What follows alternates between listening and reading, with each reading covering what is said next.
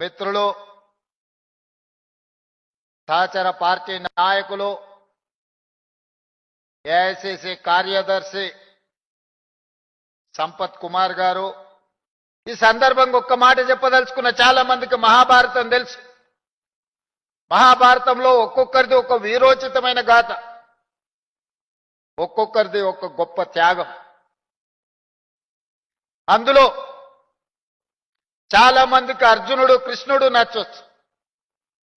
నాకు మహాభారతంలో కర్ణుడు, అదేవిధంగా బార్బరికుడు అనే ఒక పాత్ర ఉన్నది. కర్ణుడు మిత్రుడి కోసం, కర్ణుడికి అవమానం జరిగినప్పుడు అండగా నిలబడ్డ మిత్రుడి కోసం సర్వం ఒడ్డి పోరాటం చేసిండు. చివరి ఊపిరి వరకు అండగా నిలబడ్డాడు. కొందరికి అది తప్పుగా, కొందరికి నచ్చకపోవచ్చు. కానీ కర్ణుడు మిత్రధర్మాన్ని నిర్వహించిండు. నేను కూడా మిత్రుల కోసం అండగా నిలబడాలి. కొంతమందికి నచ్చొచ్చు, నచ్చకపోవచ్చు. కొంతమందికి ఇబ్బందికరంగా అనిపించవచ్చు.